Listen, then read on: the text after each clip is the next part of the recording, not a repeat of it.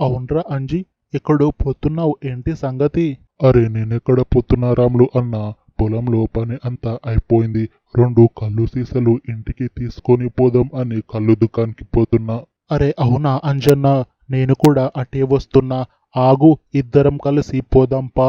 అవును రాములన్న, మన బాలుగాని కొడుకుది ఏదో గొడవ అయ్యిందంట కదా. ఊరిలో అంతా అదే మాట్లాడుకుంటున్నారు.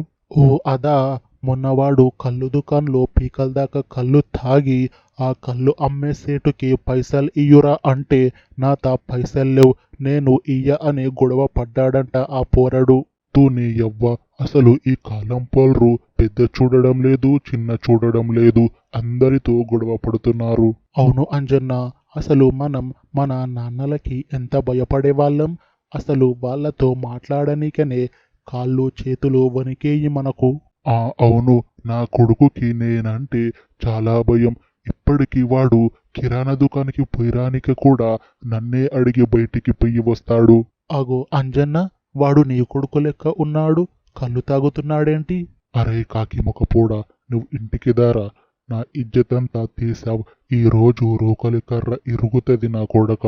నిన్ను అడగంది కిరాణా దుకాణంకి పోడు అంటివి కదా అన్నా, మరి వీడు కళ్ళు దుకాణంలో కూర్చొని కళ్ళు తాగుతున్నాడేంటి?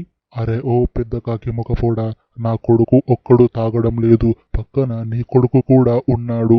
కాస్త కళ్ళు పెద్దగా తెరిచి చూడు.